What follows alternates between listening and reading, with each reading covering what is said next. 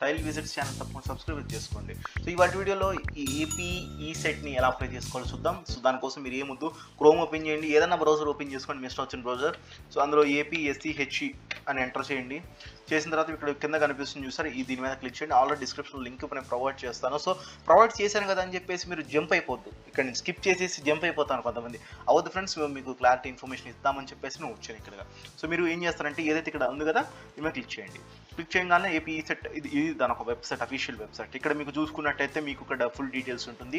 So ఇక్కడ మీరు fee payment, know your payment, ఇది ఆల్రెడీ నేను ఎంసెట్కి కూడా చెప్పున్నాను. చాలా సింపుల్ ప్రాసెస్. సో దీనికంటే వెళ్ళే ముందుగా మనం ఏంటంటే ఇంపార్టెంట్ డేట్స్ ఒకసారి చూసుకుందాం. ఎందుకంటే డేట్స్ అనేది చాలా ఇంపార్టెంట్ కదా ఫ్రెండ్స్, చాలా మందికి తెలియదు. సో ఎప్పుడెప్పుడు అప్లై చేసుకోవాలి, ఎప్పుడు ఎలా చేయాలని. సో ఫస్ట్ నోటిఫికేషన్ వచ్చేసి 9వ తారీఖుని ఇవ్వడం జరిగింది ఫ్రెండ్స్. ఇది commencement of submission online application forms చూసుకున్నట్టయితే మొన్న రీసెంట్గా 12th మండే రోజున రిలీజ్ చేయడం జరిగింది. వీళ్ళ అంటే ఆన్లైన్లో అప్లికేషన్ రిసీవ్ చేసుకుంటున్నారు వాళ్ళు. అండ్ సబ్మిషన్ మీరు లేట్ ఫీతో చేసుకున్నట్టయితే వితౌట్ లేట్ ఫీ చేసుకున్నట్టయితే 12/8 అంటే 1 month టైం ఇచ్చారు. సో చాలా వేరే ఎగ్జామ్స్ కూడా ఇంతే ఇస్తారు ఫ్రెండ్స్, కంగారు పడద్దు. చాలామంది ఏదైతే పాలిసెట్ డిఈ గురించి కూడా చాలామంది వెయిట్ చేస్తున్నారు, కంగారు పడద్దు. ఆల్రెడీ సెప్టెంబర్ ఇచ్చారు కాబట్టి ఆగస్ట్ ఫస్ట్ వీక్లో మీకు వస్తుంది నోటిఫికేషన్, కంగారు పడదు. మీరు వస్తే డెఫినెట్లీ నేనే మీకు ఇన్ఫామ్ చేస్తూ ఉంటాను. సో ఇక్కడ last date with late fee 1000 rupees చూసుకున్నట్టయితే 23/8. సో ఇది చూసుకోండి జాగ్రత్త, మీరు ముందే 12 లోపలే పే చేసుకోవడానికి ట్రై చేయండి. మ్యాక్సిమం ఇన్ కేస్ దాటిపోయిందంటేనే మీరు అప్పుడు వెళ్ళండి 1000 కట్టేసి. సో నెక్స్ట్ వచ్చేసి correction of online application data already submitted by the candidate. మీరు మీ కరెక్షన్స్ ఉన్నాయనుకోండి, సో 18th నుంచి 28th. సో ఈ మధ్యలో 18 నుంచి 20 ఈ ఏదైతే ఈ 2 days మధ్యలో ఉంది, గ్యాప్ ఉంది చూసారు, ఈ 3 daysలో మీరు ఏంటంటే కరెక్షన్స్ అనేవి మీరు సాల్వ్ చేసుకోవాలి. సో ఈ 3 daysలో మనకి ఏంటంటే కరెక్షన్ విండో ఓపెన్ అయి ఉంటుంది. నెక్స్ట్ 9/9 సో చూసుకున్నట్టయితే హాల్ టికెట్స్ని మీరు డౌన్లోడ్ చేసుకోవచ్చు.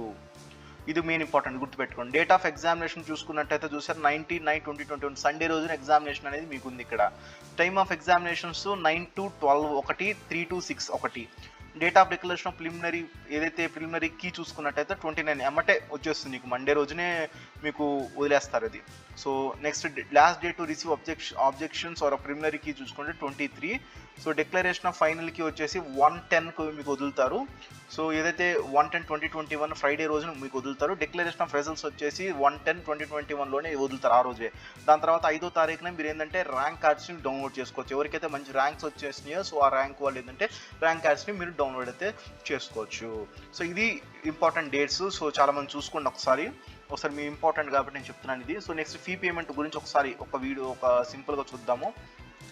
సో నేను చెప్తాను ఇప్పుడు ఫీ పేమెంట్. ఆల్రెడీ నేను ఎంసెట్కి కూడా చెప్పున్నాను. సో ఇది సేమ్ టు సేమ్ ప్రాసెస్, పెద్ద తేడా ఏమి ఉండదు. సో ఇక్కడ diploma or BSc hall ticket numbers ఉంటాయి. ఇక్కడ ఎవరైతే ఇక్కడ చూసుకోండి, enter diploma BSc hall ticket numbers అని నోట్ పాయింట్ కూడా ఇచ్చారు ఇక్కడ. సో మీరు డిప్లొమా వాళ్ళు అయితే డిప్లొమా హాల్ టికెట్ ఎంటర్ చేయండి. ఇన్ కేసు మీరు బీఎస్సీ వాళ్ళు అయితే బీఎస్సీ వాళ్ళ హాల్ టికెట్ ఎంటర్ చేయండి. హాల్ టికెట్ నెంబర్ మీ రిజిస్టర్ నెంబర్ ఉంటుంది కదా అది. క్యాండిడేట్స్ నేమ్ ఉంటుంది, మీ నేమ్ ఎంటర్ చేయండి. సో మీ నేమ్ ఎంటర్ చేసిన తర్వాత మీ డేట్ ఆఫ్ బర్త్ ఎంటర్ చేయండి. సో ఇక్కడ మీ మొబైల్ నెంబర్ ఎంటర్ చేయండి. ఏదైతే మొబైల్ నెంబర్ మీదైతే సెల్ ఫోన్ పెట్టుకోండి. ఇన్ కేసు మీది కాదు మీ ఫాదర్ గారిది అంటే ఫాదర్ అని పెట్టుకోండి, మదర్ అయితే మదర్ అని పెట్టుకోండి. లేకపోతే మీ రిలేటివ్ చుట్టాల దగ్గర ఉంటే వాళ్ళది పెట్టుకోండి. ఆల్టర్నేటివ్ నెంబర్ ఏమైనా అవసరం లేదు, మీరు ఇవ్వాల్సిన కూడా అవసరం పడలేదు. సో మీరు చూసుకోండి. నెక్స్ట్ ఈమెయిల్ ఐడి కంపల్సరీగా ఇవ్వాల్సిందే ఫ్రెండ్స్. సో ఈమెయిల్ ఐడి అనేది మీరు ఇవ్వండి. సో ఖచ్చితంగా మీరు ఈమెయిల్ ఐడి అనేది ఖచ్చితంగా ఇవ్వాలి. ఈమెయిల్ ఐడి ఇస్తేనే మీకు మెసేజ్ వస్తూ ఉంటాయి మీకు. నెక్స్ట్ కేటగిరీ సెలెక్ట్ చేసుకోవాలి. మీరు ఓసీఏ లేకపోతే బీసీఏ ఇవన్నీ ఉన్నాయి చూసారా, ఇవన్నీ మీరు సెలెక్ట్ చేసుకోండి. సో ఇందులో ఏదైతే ఉందో, సో కొంతమంది ఓసీఏ నేను సెలెక్ట్ చేస్తున్నాను. ఇది జస్ట్ ఇది డమ్మీ కోసం, డమ్మీ డీటెయిల్స్ ఫ్రెండ్స్ ఇవన్నీ. సో నేను జస్ట్ మీకు ఎక్స్ప్లెయిన్ చేయడానికి వీడియో చేస్తున్నాను. ఇక్కడ మీరు ఏదైతే డెబిట్ కార్డో ఏదైతే నెట్ బ్యాంక్ను చూసుకోండి. మ్యాక్సిమం అందరి దగ్గర డెబిట్ కార్డే ఉంటుంది కాబట్టి డెబిట్ కార్డే పెట్టుకోండి. సో ఇక్కడ 600 రూపీస్ అనేది ఇక్కడ చూపించేస్తున్నారు వాళ్ళు ఓసీకే. అదే మళ్ళీ వీళ్ళకి అంటే మళ్ళీ ఏమన్నా చేంజెస్ ఏమైనా ఉండొచ్చు, 550 అని తీసుకుంటున్నారు బీసీఏ వాళ్ళకి. అదే బీసీబీ వాళ్ళకి వచ్చేసి ఇంకా అంతే సేమ్, బీసీసీ ఇంతే సేమ్.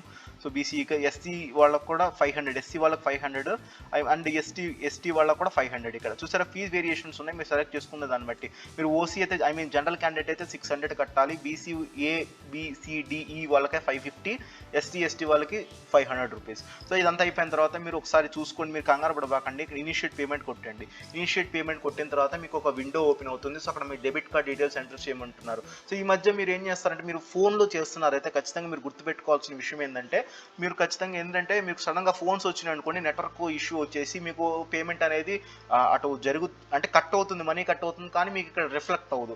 అలాంటి టైంలో ఏం చేస్తారంటే కంగారు పడొద్దు.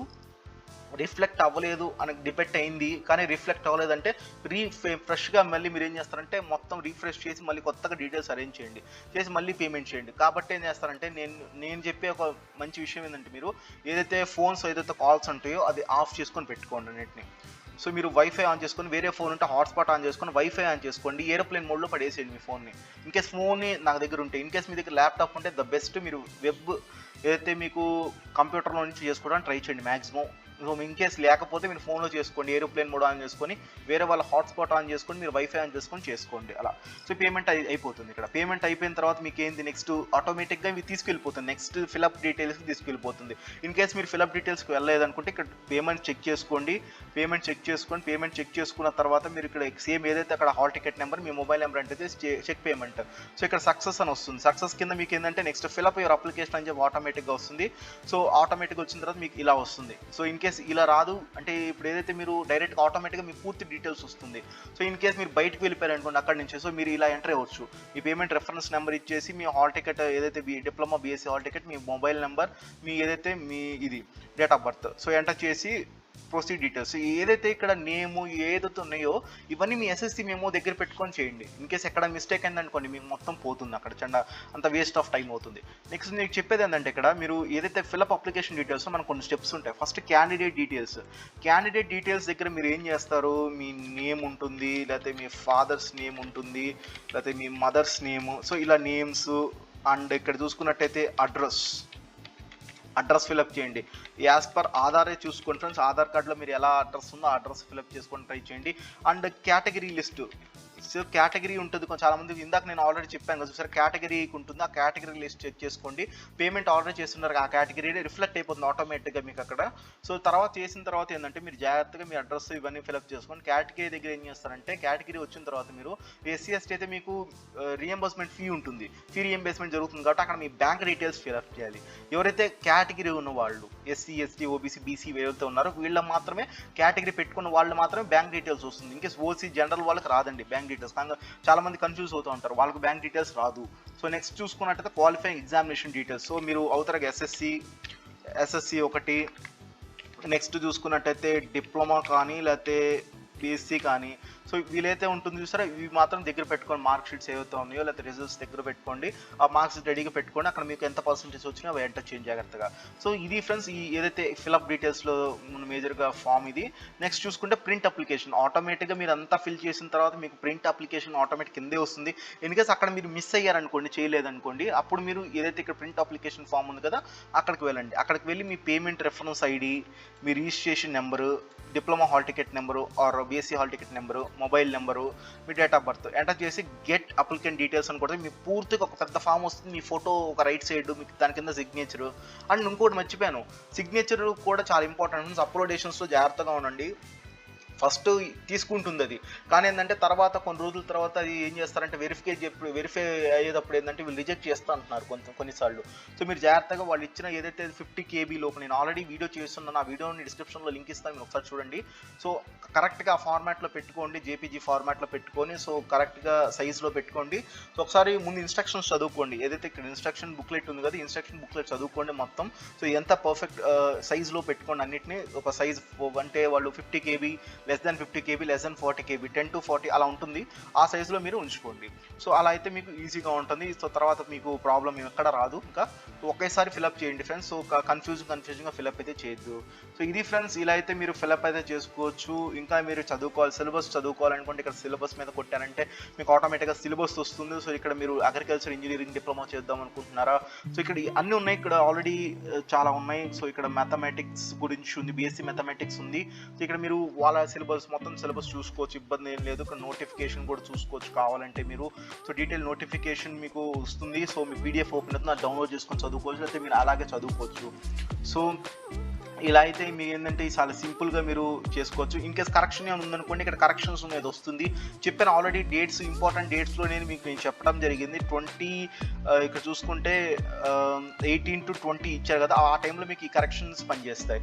ఇది ఫ్రెండ్స్. సో ఇలా అయితే మీరు అప్లై అయితే చేసుకోవచ్చు ఏపీ ఈసెట్ ఎగ్జామినేషన్కి.